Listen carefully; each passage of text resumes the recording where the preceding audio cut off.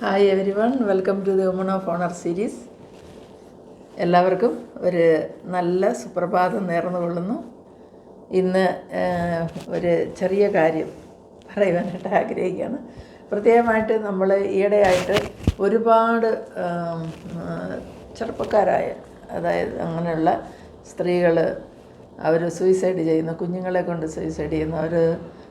അവർ ചില ഭർത്താക്കന്മാരുടെ ഉപദ്രവം സഹിക്കാൻ പറ്റാതെ അങ്ങനെ അവർ ആത്മഹത്യ ചെയ്യുന്നു. മറ്റ് ചിലർ അവരുടെ പ്രശ്നങ്ങളെ, ഭാര്യാഭർത്തൃ ബന്ധം അത് മുമ്പോട്ട് കൊണ്ടുപോകാനായിട്ട്, അതായത് പ്രത്യേകിച്ച് ഈ ഡൗറിയുടെ കാര്യം, അതായത് നമുക്ക് പറഞ്ഞിട്ടുള്ള ഹറാസ്മെൻറ്റ്, അങ്ങനെയൊക്കെയുള്ള കാര്യങ്ങൾ കൊണ്ട് അനേകർ കഷ്ടപ്പെടുന്നവരുമുണ്ട്. അതുപോലെ തന്നെ മരണത്തിലേക്ക് വലിച്ചിഴയ്ക്കുന്ന കേസുകളൊക്കെ കുറേ ന്യൂസുകളിലൊക്കെ നമ്മൾ കാണുവാനായിട്ടിടയായി. പക്ഷേ ഇതൊക്കെയും അങ്ങനെയുള്ളൊരു അനുഭവത്തിലായിരിക്കുന്നവരെ ഓർത്ത് ദുഃഖിക്കുന്നു. അവർക്ക് ജീവിതം നന്നായി വരട്ടെ എന്ന് ആശംസിക്കുകയാണ്. ഇവിടെ ഞാൻ പറയുവാനായിട്ട് ആഗ്രഹിക്കുന്നത് വിവാഹത്തെക്കുറിച്ച്. അതായത് അതിന് വേറൊരു മീനിങ് പറയുകയാണ് സഖിത്വം, അതായത് സുഹൃത്ത് ബന്ധം പോലെ വിവാഹം. നമ്മൾ ബിബ്ലിക്കൽ ബേസായിട്ട് ഞാൻ പറയാനായിട്ട് ആഗ്രഹിക്കുകയാണ്. ഉൽപ്പത്തി പുസ്തകം 2-ാം അധ്യായം 23-ാം വാക്യം നാം നോക്കുമ്പോൾ ആദം ഹവ്വയോട് പറയുന്ന ഒരു വിവാഹ ഉടമ്പടിയാണ്. അതുപോലെ തന്നെ അതൊരു അനുഗ്രഹത്തിൻ്റെ ഉടമ്പടിയായിട്ടാണ് അവർ രണ്ടുപേരും ഏദൻ തോട്ടത്തിൽ ജീവിക്കുന്നതായിട്ട് നമുക്ക് കാണുവാനായിട്ട് സാധിക്കുന്നത്. പക്ഷെങ്കിൽ പിന്നീട് ഉണ്ടായത് അവർ തമ്മിലുള്ള പ്രശ്നമല്ല. നമുക്ക് ബൈബിള് വായിച്ചിട്ടുള്ളവർക്കറിയാം. സാത്താൻ വന്നിട്ട് അവരുടെ ഇടയ്ക്ക് ഇൻ്റർഫിയർ ആകുന്നു. ഹവ്വ വന്നിട്ട് സാത്താൻ്റെ വാക്ക് കേൾക്കുന്നു. ദൈവം കൽപ്പിച്ചതായ വിലക്കിയ കനി ഭക്ഷിക്കുന്നു. തൻ്റെ ഹസ്ബൻഡിനും കൊടുക്കുന്നു, ഹസ്ബൻഡും ഭക്ഷിക്കുന്നു. അവസാനം ഏദൻ തോട്ടത്തിൽ നിന്നും കർത്താവ് അവരെ പുറത്താക്കുന്നു, അനുസരണക്കേട് കാണിച്ചുകൊണ്ട്. അപ്പോൾ അവർ രണ്ടുപേരും ഒന്നിച്ചാണ് ഇവിടെ വെളിയിലായത്.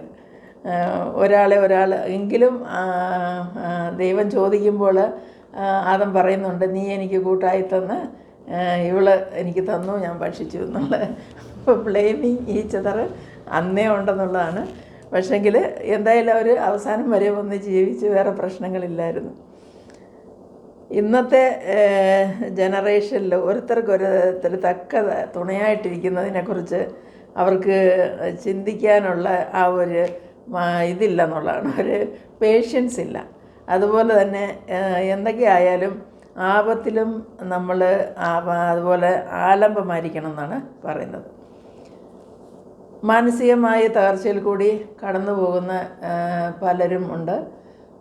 അവർക്ക് ഓരോരുത്തർ അത്രയും ഇൻറ്റിമേറ്റായിട്ട് ഹസ്ബൻഡും വൈഫും അല്ലാതെ അവർക്ക് കാര്യങ്ങൾ ഷെയർ ചെയ്യുവാനോ അല്ലെങ്കിൽ അവർക്ക് അവരുടെ മാനസിക പ്രശ്നങ്ങൾ എന്താണെന്ന് പറയുവാനോ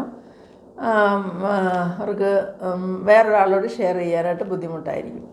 അപ്പോൾ ഓരോരുത്തരോടൊരുത്തർ തുറന്ന് സംസാരിക്കാനായിട്ടുള്ള മനസ്സ് കാണിക്കണം. അതുപോലെ തന്നെയാണ് നമ്മൾ ദൈവത്തിൽ വിശ്വസിക്കുക.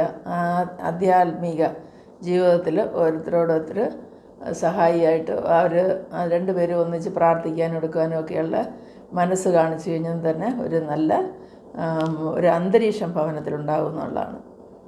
അതുപോലെ തന്നെയാണ് ദൈവം ചേർത്ത് തന്ന ആ തുണ, അതാരായാലും നമുക്ക് തക്കതായ ഒരു തുണയായിട്ട് ഓരോരുത്തരോടൊരുത്തർ ആശ്വസിപ്പിക്കുന്ന രീതിയിലുള്ള ആശ്വാസത്തിൻ്റെ തൈലം പുരട്ടിക്കൊണ്ട്, തൈലമെന്ന് ഞാൻ ഉദ്ദേശിച്ചത് സ്നേഹം എന്നുള്ള ഇതിലാണ്, ഓരോരുത്തർ അതിനായിട്ട് ഭാര്യയും ഭർത്താവും ശ്രമിച്ചെങ്കിൽ മാത്രമേ ഒരു കുടുംബജീവിതം നന്നായിട്ട് മുമ്പോട്ട് കൊണ്ടുപോകാനായിട്ട് സാധിക്കത്തുള്ളൂ.